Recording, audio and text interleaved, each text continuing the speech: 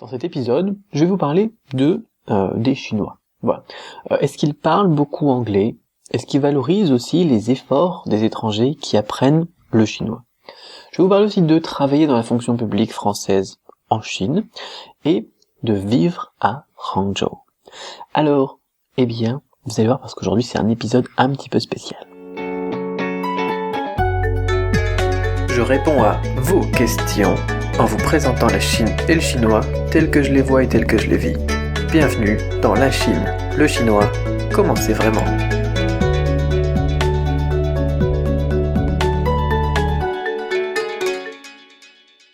Bonjour, c'est Cédric Beau et bienvenue dans l'épisode 34 de la Chine, le chinois, comment c'est vraiment, hashtag LCLCCCV. Alors, épisode qui est un petit peu spécial, pourquoi? Parce que il est enregistré aussi en vidéo en même temps. J'avais envie de vous montrer un petit peu bien ma tête, comment ça se passe quand je fais un podcast. Faut voir que je bouge dans tous les sens, comme ça aussi. Alors, si vous m'écoutez sur iTunes, eh bien, vous me verrez pas, bien évidemment, ou sur SoundCloud, ou sur Podbean, ou n'importe quoi. Mais, si vous allez sur la chaîne YouTube, eh bien, là, vous pourrez me voir. Voilà, tout simplement. Et ça sera peut-être plus sympathique pour une fois de passer un petit peu à la vidéo. Et puis j'en profite aussi pour vous montrer un petit peu bien comment je fonctionne, même si je vais le dire à l'oral aussi pour ceux qui n'ont que la vidéo ou qui sont en Chine par exemple. Alors, on va commencer sur comment ça fonctionne un petit peu le podcast et quel matériel j'utilise, etc. On m'a posé des questions la dernière fois techniques, et bien puisque j'en ai encore, je vais faire ça une bonne fois pour toutes et puis vous montrer ça aussi. Donc en direct. Alors comment ça se passe? Je vais prendre l'appareil, voilà. Si vous n'avez pas YouTube, c'est pas grave parce que je vais tout comment on va dire ça, décrire. Voilà, alors comment ça marche? Quand vous allez sur du-chinois.com/question pour me poser une question, hop, ça arrive dans Tumblr ici et moi je vais dans mon dashboard et je vois les questions qui me sont posées. Voilà, alors ça bouge un petit peu, c'est pas grave, hein, mais on a des questions, voilà.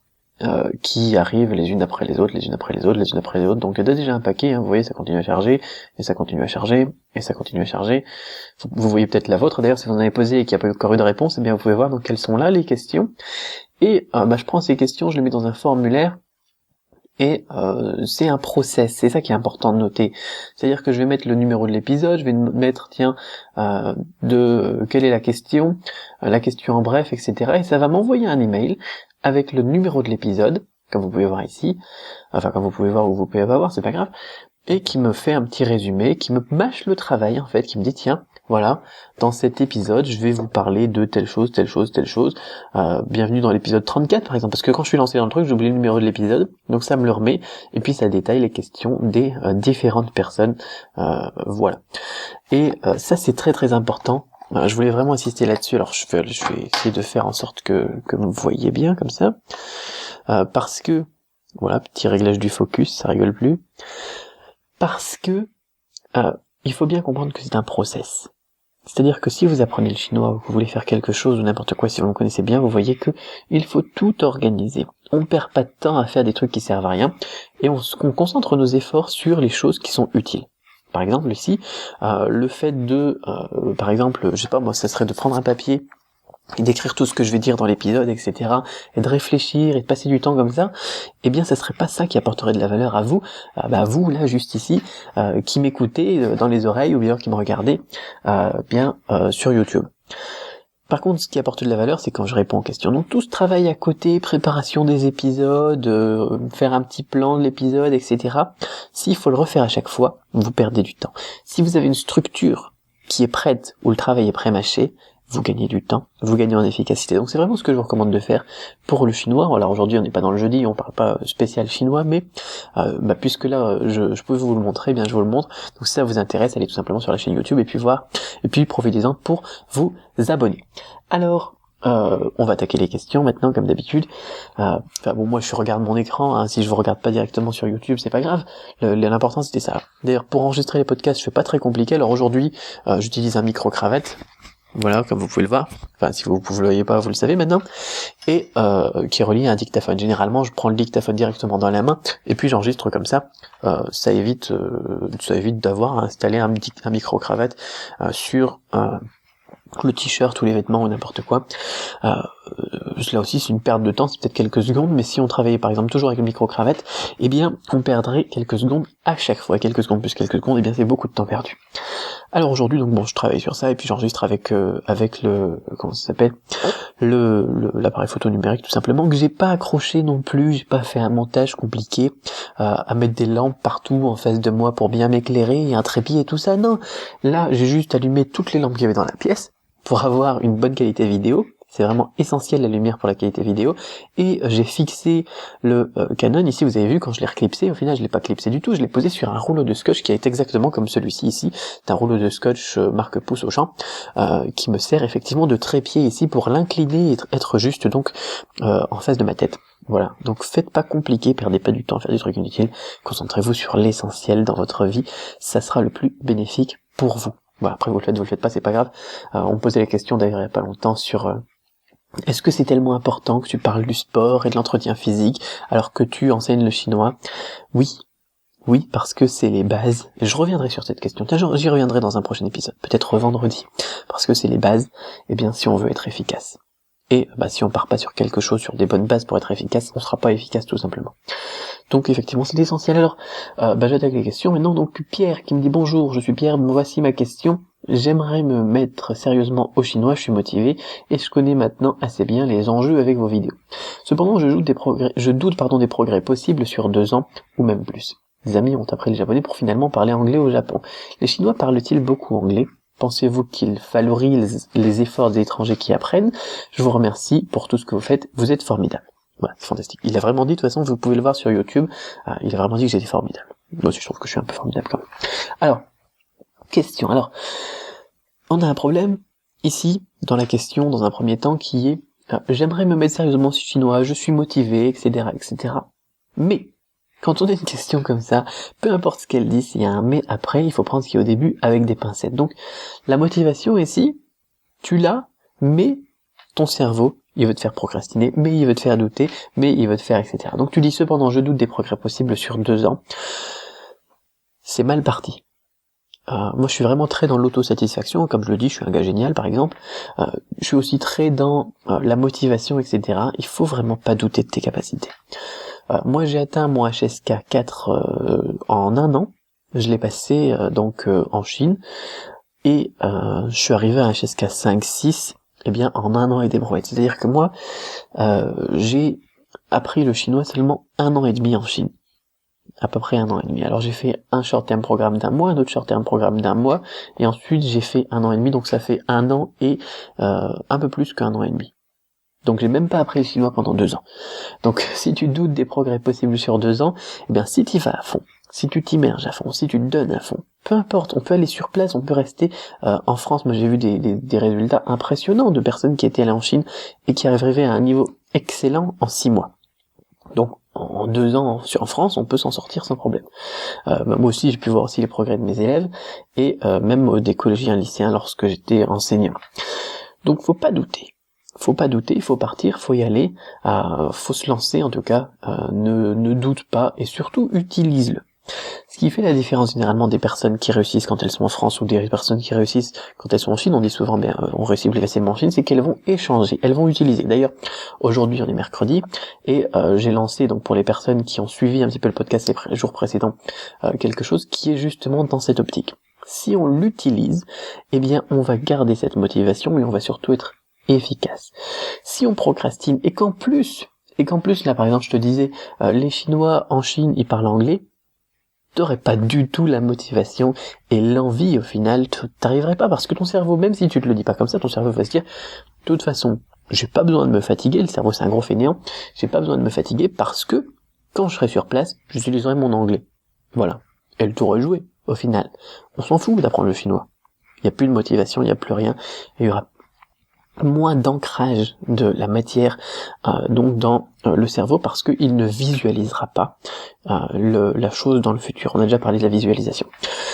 Alors, après on arrive donc du coup sur les questions essentielles de ta question, enfin celles que tu pensais qui étaient essentielles. Les Chinois parlent-ils beaucoup anglais? Non. Voilà, tu peux regarder plein de vidéos de personnes qui sont allées en Chine et tu te rendras compte que non. Voilà, les Chinois en général ne parlent pas bien anglais, sauf aux alentours des universités, dans les lieux touristiques, là où on peut te soutirer un petit peu d'argent parce qu'on parle un petit peu anglais, ou dans les grands restaurants. Et encore, dans les restaurants, c'est difficile avec les serveurs. Souvent, les gens à la porte, ils te parlent un petit peu anglais pour te faire rentrer. Une fois que t'es dedans, tu te débrouilles. Mais donc oui, ça c'est ma réponse. Les chauffeurs de taxi parfois, ceux qui ont 5 étoiles, 4 étoiles, alors à Shanghai par exemple, on a un système d'étoiles. Dans les autres villes, je sais pas, je pense pas. Enfin, à Guyang, généralement, ils mettent même pas leur plaque, donc du coup, on sait pas, mais généralement, les gens, ils parlent même pas le mandarin standard. Donc, en général, non, les gens ne parlent pas beaucoup anglais en Chine. Après, c'est encore une généralité, et comme je dis, il y a des endroits où c'est tout à fait le contraire, comme par exemple aux abords des universités, vous allez voir les étudiants, si c'est une grande université en plus, eh bien, vous avez beaucoup de chances que ces personnes parlent tous anglais. Et généralement un anglais qui est supérieur à ceux de nos universités françaises. Voilà.